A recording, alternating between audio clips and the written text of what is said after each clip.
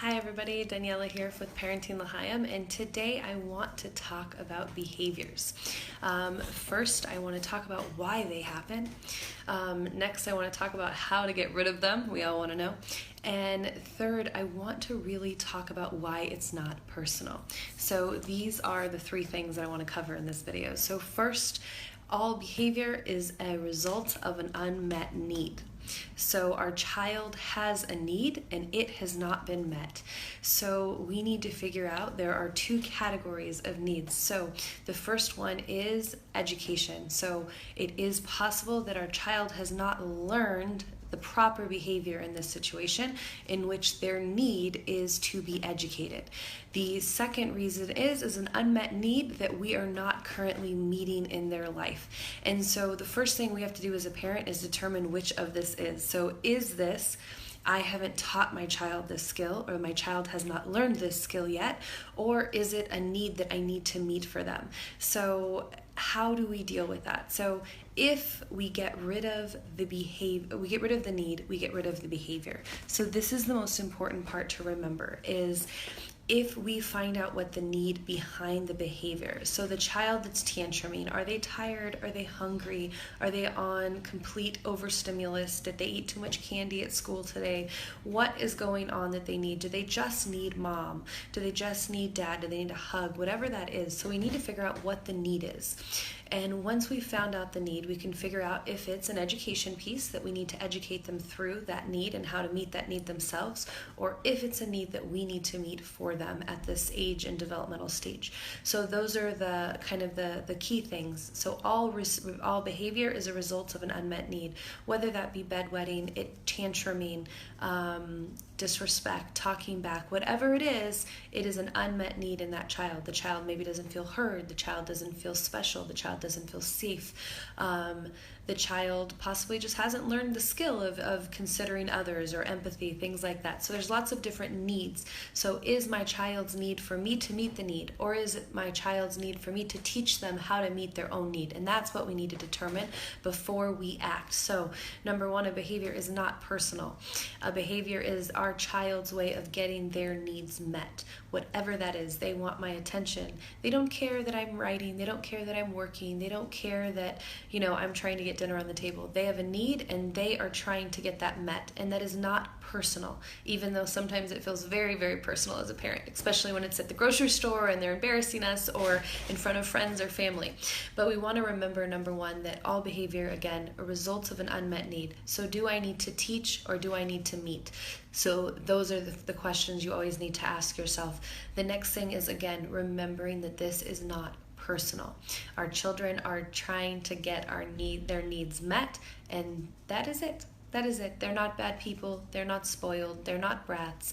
They are a child who either needs to be taught or needs a need met. So whichever those are. And so when we meet the need, the behavior is gone 100% of the time. So the behavior can only exist if we have not met the need. So we need to figure out where our education piece needs to come in.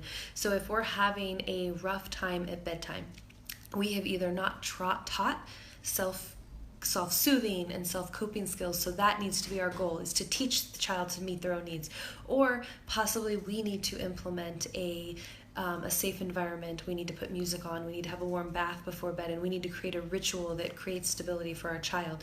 But it is always a result of an unmet need. The child is not having a difficult time transitioning from point A to point B. So do we need to teach the child to jump from A to B themselves, or do we need to, at this point in their developmental abilities and process, do we need to actually create that bridge for them?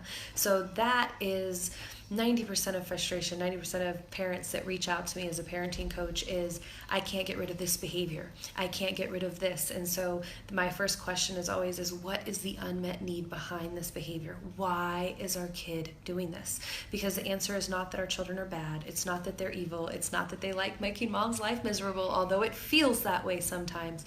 It is that they either do not have the ability to meet the need themselves, or we need to meet it for them. And so we need to figure out what that is. And we also need to teach our children the difference between wants and needs. So our child may feel that they need something because we haven't educated them enough to understand that, you cannot have that fifth ice cream bar today, without getting a tummy ache. And so sometimes it's education, and sometimes it is we have to meet that need for them. And sometimes that's inconvenient, and that means us stopping what we're doing, us putting social media down, us taking 5 minutes. I've learned with one of my children, I won't mention which one, but we had a lot of struggles with morning. Morning was very, very, very difficult, and we fought every morning. It was a fight to get shoes on. It was a fight to get anything done. And I remember every morning getting in the car for my morning commute to work and just being angry and overwhelmed, and neither of us liked each other in the morning. We just fought. And what I realized is that over and over again, while I was rushing to get ready and make lunches and pack backpacks, that child needed to connect with me. That child needed first thing in the morning to have a secure starting base. And so I switched my schedule around. I woke up a little bit earlier, and I dedicated 10 minutes of time each morning to just be present with that child. And guess what? The tantrums went away. They rushed and got dressed, and we actually enjoyed our morning ritual. So sometimes it is a matter of education and figuring out what the unmet need is and what our child needs from us. And once we meet that, our frustration level goes down, the child's frustration level goes down. We can't always meet every child's immediate needs, obviously. We can't always do that. But we can understand, number one, it's not personal. It is not personal at all. It is our child having a need and expressing themselves, and that is healthy. We do not want to quench a child's ability to express and assert themselves. Now, we may have to have an education piece on asserting ourselves respectfully or assertively versus aggressively, and that's a different case. But we want to really make sure that we are focusing our efforts on either educating or meeting the need. And the second that happens, regardless of what the situation, a parent can hand just about any situation to me, and I can say, what's the unmet need? Oh, well, my child wants to spend more time with me. Okay. Then let's catch it on the front end. Let's save ourselves the frustration. Let's spend 10 minutes with that child in the morning and avoid that. When they get home from school and they're mom, and we're trying to get dinner on the table and we're trying to cook and we're trying to make sure laundry, stop for 5 seconds, give them that hi, give them that how was your day, love on them, and then they run off and they don't bother you, right?